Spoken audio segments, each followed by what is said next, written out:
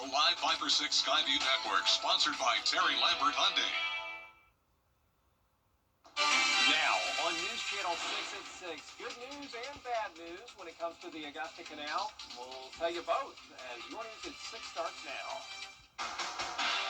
Live from Television Park, this is WJBF News Channel 6 at 5. Good evening, everybody. I'm Brad Means. We do thank you for joining us. Jenny is off tonight. Coverage you can count on begins with the Augusta Canal, where it is one step forward and two steps back. Helene did a lot of damage to the waterway. They had to close a big part of the popular trail. Well, the public gets to come back soon, but the costs are going way up. George Escala has more. It took months of work, but the last section of the popular canal trail is reopening Friday. We've shored up the areas that we feel like are unsafe. We ask everybody to stay on the main path. Follow that, use it for exercise, recreation, bird watching, all the things you like. The section from the pumping station to I-20 has been closed since Helene due to the damage along the levee from the storm. The repair costs, big and getting bigger. So far, we're about $5 million into it, and we anticipate the full repair cost to be around $32 million. Russ Gambill of the Canal Authority is happy to hear the trail is reopening, but not happy about the Commission's 50% cut to the authority's budget. It's going to be tough. There's going to be cutbacks. They're unavoidable. The Canal Authority requested $600,000. Instead, got $74,000. The authority generates revenue selling hydroelectric power. But starting in January, the city will be drawing up this revenue stream. And I'm not blaming the utilities department. There are necessary repairs that have to be made to the canal, to the banks. And when they do that, they have to drain the canal. And when they drain the canal, we don't generate any revenues. So that was the $600,000 was to make up for the anticipated lost revenues we're going to experience. With the towpath reopening, it's the best of times for canal visitors, but it's not the best of times for the Canal Authority. In Augusta, George Escala, WJBF News Channel 6. It is time now for our first check of the weather. Chief Meteorologist Jenna Petracci joining us now. And Jenna, some good canal weather coming up at least. That's right, Brad. I'm so excited that this weekend's going to be sunny and dry for any outdoor plans you may have ahead of the Christmas week next week. But our Live 5 6 radar is showing a very wet Thursday. You can see the central portion of the CSRA dealing with a lot of widespread rain and even some heavier rain there around McDuffie County and into Richmond and Aiken County, just seeing those steady light showers at this time. Now, the rainfall total is not very impressive today. Most of the rain has been super light, so we're only seeing around 1/10 of an inch to 1/4 of an inch. But here's a look at our television park camera, Terry Lambert Hyundai Skyview Cam. A very wet commute, cloudy skies, poor visibility, and today we did have warmer than normal temperatures, a low of 42, a high of 60, and currently we're still around 60 degrees, so temperatures aren't going to drop off too much tonight. 58 in Aiken, 54 in Saluda, but Augusta right at 60. So winds are gusting up to around 20 to 25 miles per hour, especially in some of our western counties, and for the rest of your evening, you can see we'll still be in those 50s through 10 p.m. with the cloud cover and rain continuing. Now, we'll have a few showers into early Friday morning, but most of the day will be sunny and dry.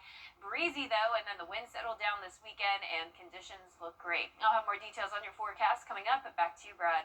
All right, Jenna, thank you. A body has been found in the search for two missing boaters off the Georgia coast. That news coming from our sister station, WSAV in Savannah.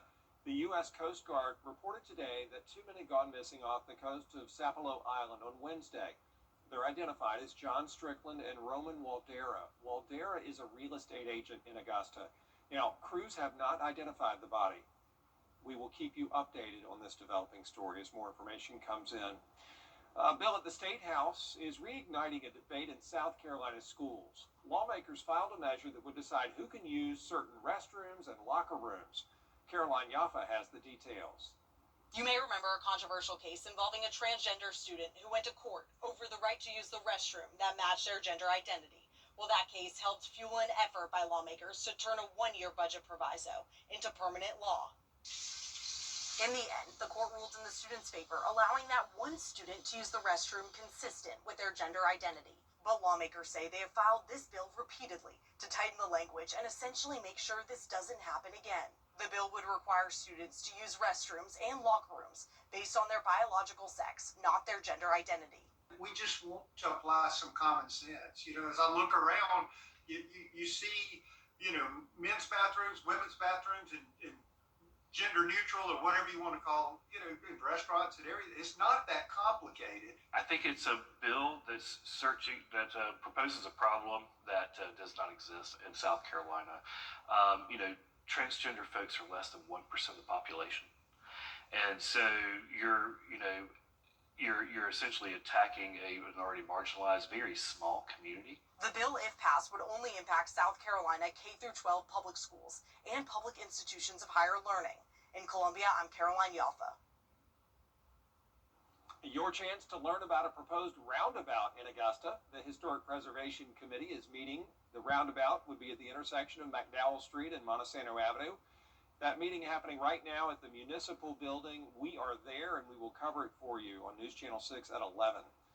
Thousands of Fort Gordon soldiers are now on their way home for the holidays. The annual exodus started at midnight and continued for several hours. About 1,200 military men and women got picked up at the post by family members. Some 2,500 jumped on buses and went to the airports in Augusta or Atlanta. For many, the first time they've seen their family in months. And sending these soldiers home is about giving them a chance to be with their families, their friends, back in their places from where they joined the Army, to reconnect with family, to be proud of who they are now as American soldiers, and to get a little bit of a break.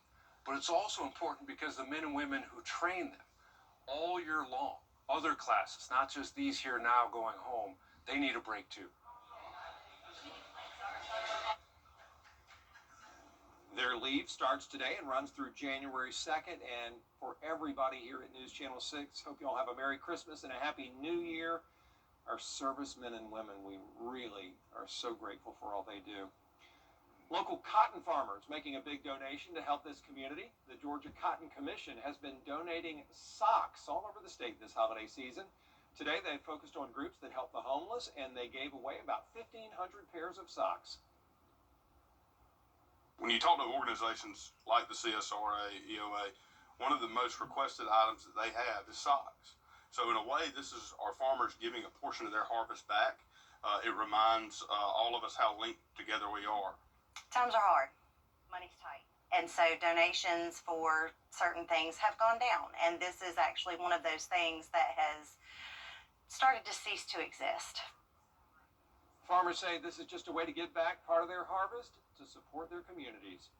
Well, here we are less than a week away from Santa's visit, and once again, NORAD, or North American Aerospace Defense Command, will track his journey around the world, something that's been a beloved tradition for families for generations. Starting back in 1955, there was a misprint in an ad for a hotline to speak to Santa, and kids called NORAD instead.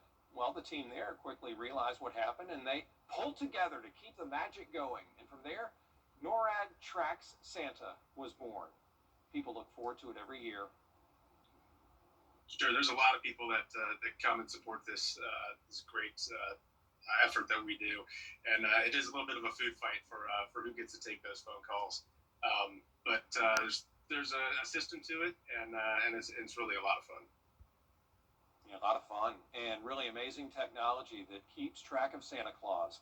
If you'd like to check out NORAD's Santa Tracker on Christmas Eve, just download the app on the App Store or Google Play, or we have the number and the website on our website, WJBF.com. We'll be right back. News Nation tonight. Two big guests. One. Well, such sad news coming from NASCAR today. Former driver Greg Biffle and his family died in a plane crash in North Carolina. Morgan Francis now with a look at his life and legacy. Biffle wins at Michigan. Keselowski barely overcame for second. Gregory Jack Biffle was an American racing legend, born December 23, 1969 in Vancouver, Washington. He started racing in the Pacific Northwest, gaining notoriety in short track racing. After working his way up through the local scene, it would be a Hall of Famer who would take notice of Greg's talent. Benny Parsons saw how Biffle dominated an off-season late model series then known as NASCAR Winter Heat.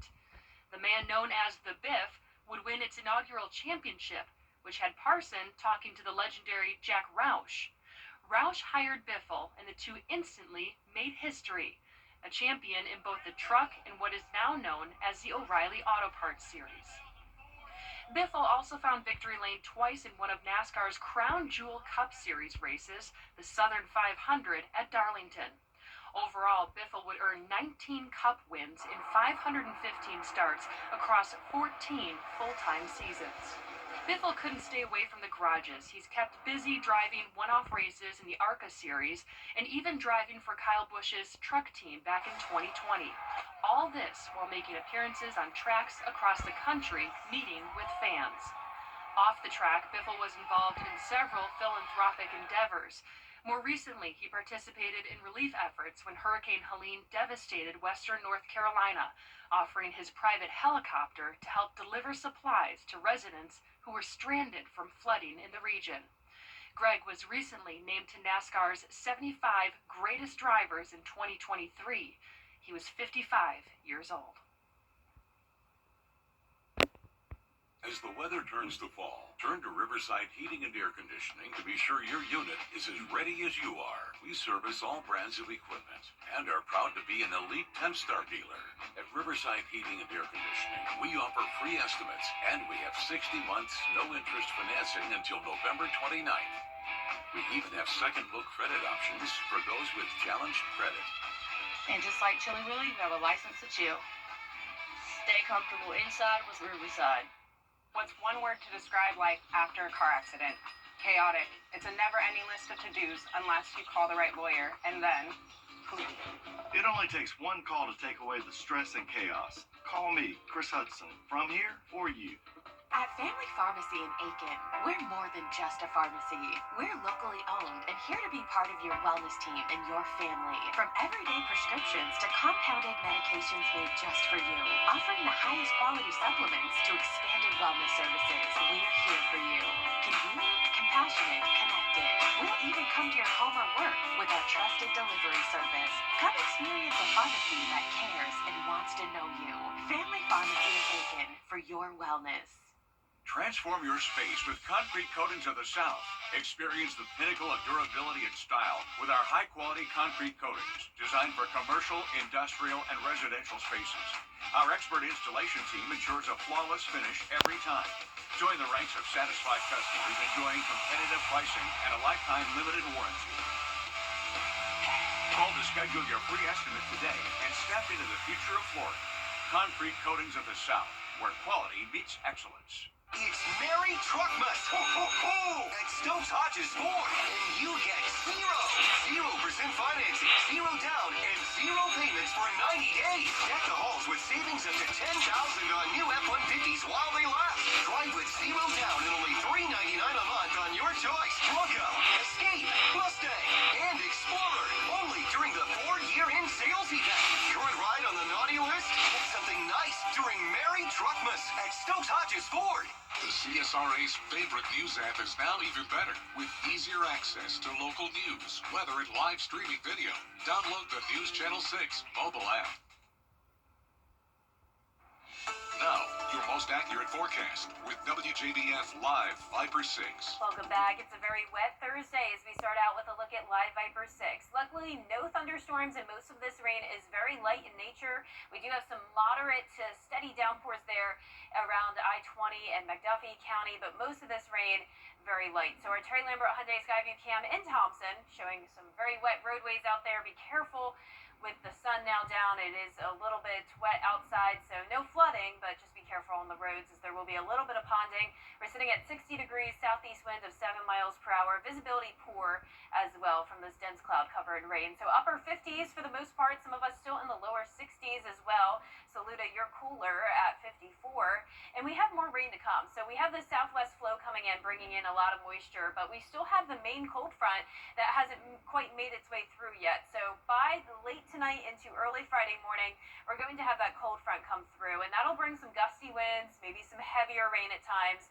And then even once the cold front passes us and we're back to sunshine tomorrow, it's still going to be breezy into Friday afternoon. We have a lake wind advisory for gusts up to 35 miles per hour from 10 o'clock tonight until 3 o'clock tomorrow.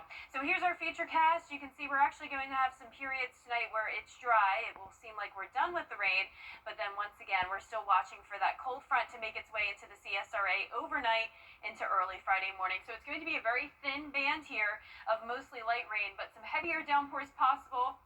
A very low chance of a weak storm, and then you can see those skies already begin to clear by 7 o'clock tomorrow morning. So 52 at 7 a.m. We actually may make it to our high temperature of 61 around 3 o'clock in the morning, and then the temperatures go down by around sunrise, and then we'll only get to around the mid to upper 50s tomorrow afternoon. So it will be noticeably cooler tomorrow, especially with the breezy winds, but then we start to warm up again this weekend. We'll have a freezing start to Saturday at 30, but then we're up to 67 on Sunday. And your Christmas forecast looking good, mostly sunny and dry, warming up even more with highs near 70, but those low temperatures tonight going to vary from the mid 40s down to the mid 50s. High temperatures tomorrow in the upper 50s to low 60s. Now your 10-day forecast showing that beautiful sunny weekend. Sunshine continues into the week of Christmas, and we'll be sitting at both 70 degrees on Christmas Eve and Christmas Day. So definitely looking forward to that. And congratulations to today's umbrella winner. That is Peggy Holmes from North Augusta, South Carolina. Peggy, you can pick up your umbrella here at the station and sign up to win yours on WJBF.com. And on this week's Christmas special of the Partly Cloudy podcast, meteorologist Avery Gray, Miller Hyatt, and I talk about our thoughts on a white Christmas, the historical odds, and if we will have one this year. I feel like everyone knows by now my thoughts on this. I'm a warm weather lover. I want a tropical Christmas. Yeah. So even though the chances are very slim, and on that map it looks like it's a 0% chance, in the CSRA there's actually a non-zero chance that we will see a white Christmas.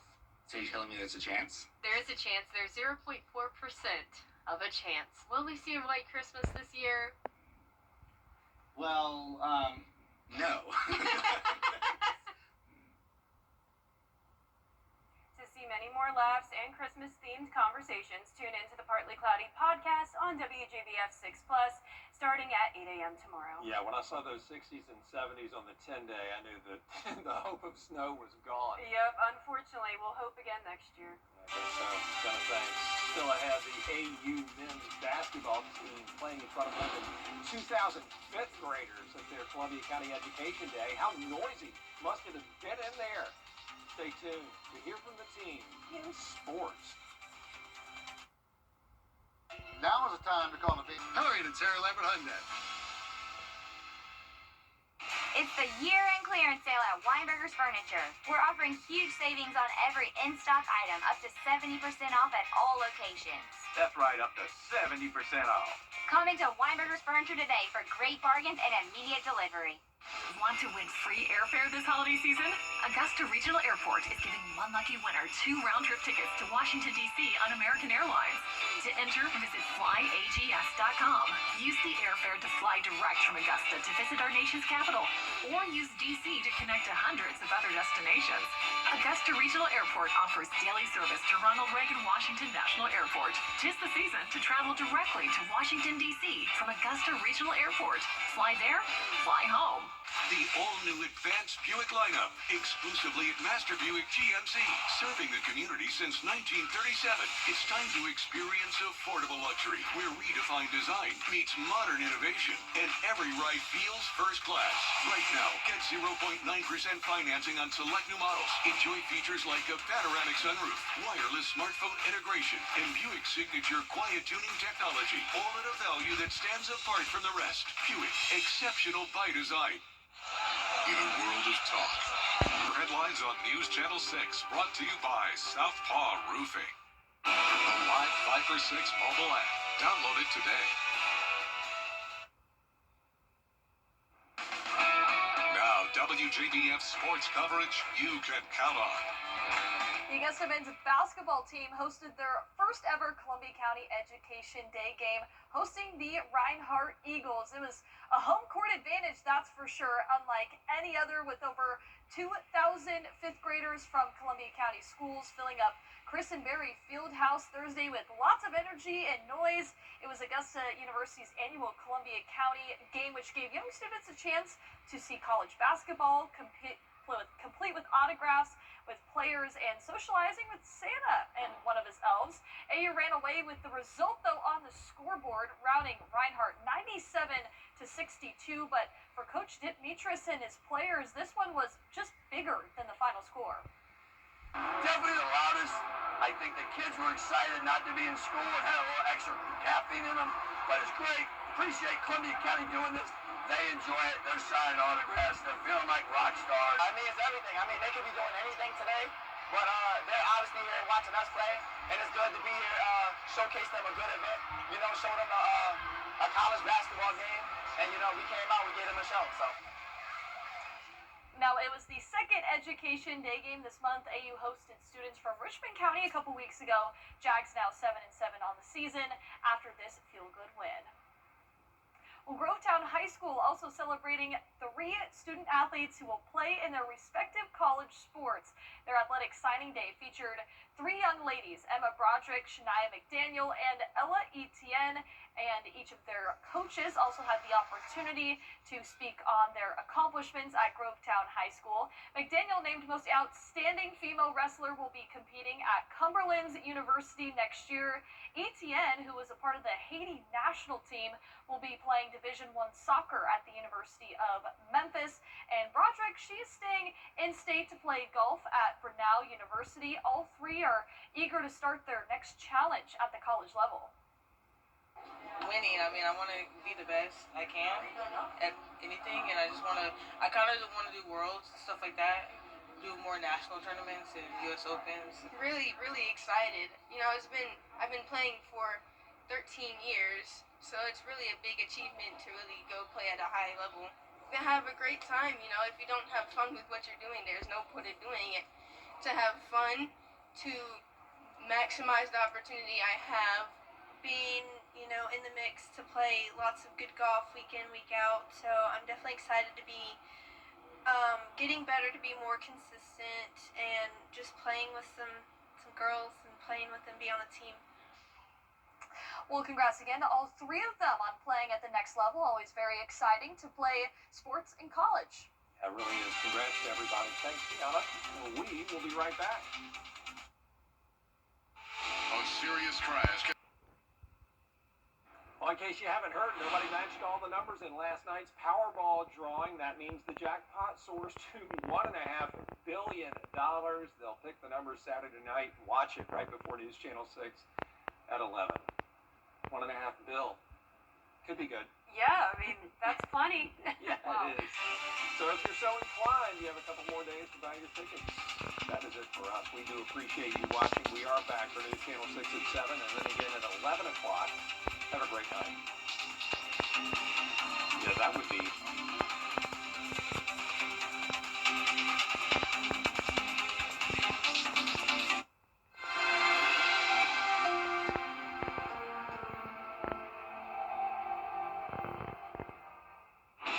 Tonight, the breaking news.